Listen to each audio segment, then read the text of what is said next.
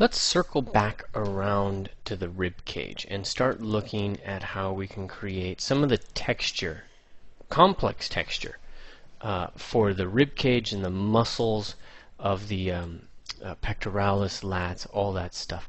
Start to get a real solid sense of complexity, like we did with the face, but retain the simple form underneath of the rib cage. Let's make sure we understand what the simplicity is. What are the simple shapes that we're focusing on? So remember, we've got the rib cage here, right? We've got the manubrium, we've got the sternum, and we're coming down into the 6th, 7th, and 8th rib. Or to make this really simple, we're just coming into the arch of the rib cage. And the rib cage is going to be a relatively straightforward beast. Okay, we're coming into the bowl of the belly, the pelvic bone, the ilium, all of these guys, fairly straightforward. Now what we need to be doing is doing things like adding the abdominal muscles, making sure that we're aware of how they're going to sink in, what's going to happen as they kind of break up. Are they going to follow natural patterns? Is there going to be some kind of difference in shape? I don't know. But that's what we got to kind of look at. Then we've got the external obliques. Okay, not going to curve out, it's actually going to be pulling in. What's the shape of the external oblique? That's the wrong way. Okay, then we got to put the pectoralis on top. And the pectoralis is 3 connections. It's clavicular portion, sternal portion, and then that portion which is connecting from the 7th rib down here. Okay, then there's a bunch of stuff that happens in the back, the lat, the serratus anterior along the side. Okay, all of that stuff. So we got our work kind of cut out for us, but it's not going to be too hard to get in there and start to make sense out of everything. We just have to approach it methodically, and that's why I'm really looking at this character creation from beginning to end, because it provides us with a whole bunch of sculpting challenges. So my measurement's been established in a previous video, but in order to get one head, I had to actually set my calibration distance a little bit different. I had to set it, and so make sure you check out the lecture on that one. But I'm going to go into move, and I want to make sure that my sternum is 0.75 heads. I want to make sure, down to the xiphoid process, because that's going to really set me up for the 6th rib, 7th rib, 8th rib, 9th, 10th. Okay, and we're going to have 2 different changes in planes for the ribs. We're going to have it's really the 6th, 7th, and 8th, and then we're going to have the 9th and 10th as another. Let's do it that way. So into draw, make sure you're in with clay or you're in with clay buildup. It's up to you. Clay buildup is going to be messy, and I'm going to make sure I'm at a lower subdivision level.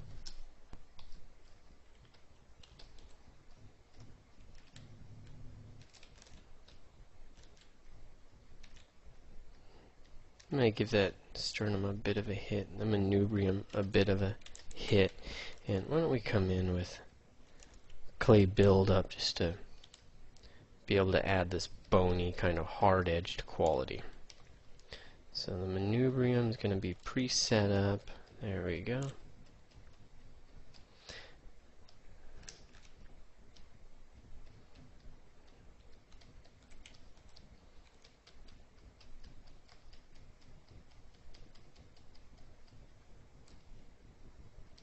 Okay.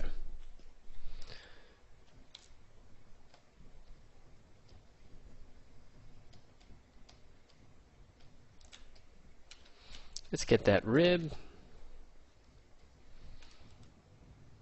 And we can, since we're probably going to be illustrating some of these ribs, through the muscles.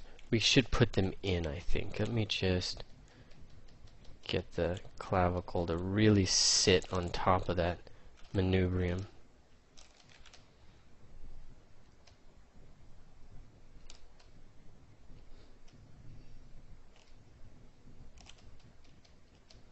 There we go. That's the connection I'm happy with. And pull in that sternocleidomastoid tendon. Okay. Smooth it out if you want, just do it intelligently.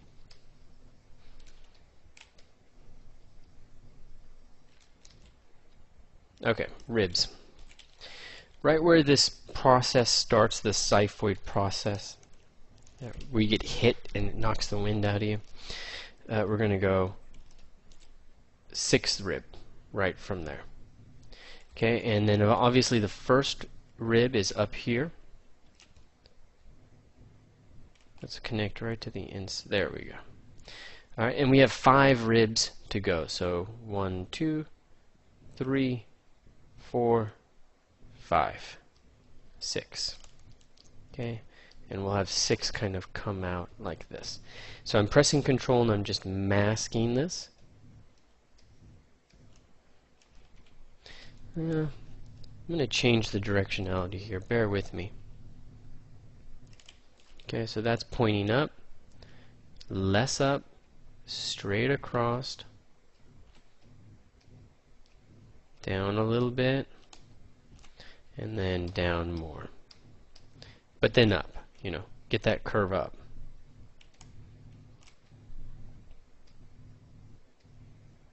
And then 7th rib is going to be coming down from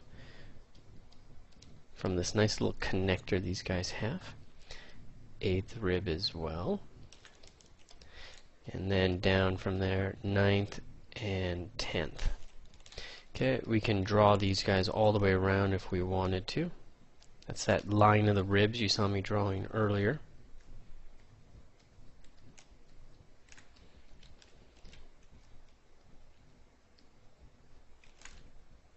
Oops.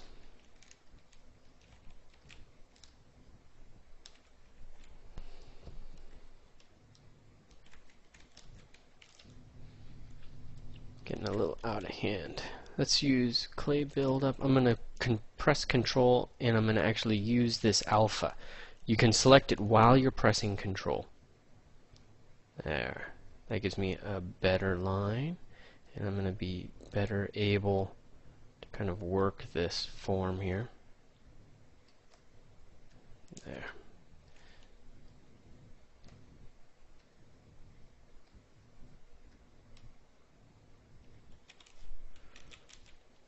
Let's pull that upwards.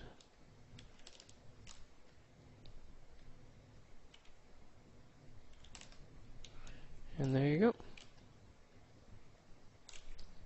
Control, click, and drag to invert it, or since we actually sculpted the rib, or we masked out the ribs themselves, we can actually just come in, let's say with the move brush, press Alt, and you just move the ribs in. Or you don't need to press Alt, just look at it from the side view and do that. You may want to mask these ribs, blur the mask, sorry. So you come in here and you blur it, and then you can sharpen it, or just leave it blurred. Chances are you're going to want to blur it. Okay, and I'm going to go in with a clay brush, and I'm going to use clay brush to dig in, because it's a really nice clean brush.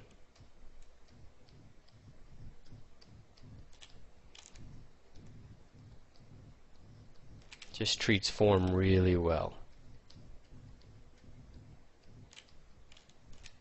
Okay, you can turn view mask off and you see these guys evolving right in front of you. So this is the first example of getting in and using masks to really help you refine shapes. And you can see it's quite powerful when these forms get, you know, a little bit more complex and a little bit more difficult to create. So let's add a little bit for the sternum, and then I just want to add a little connector.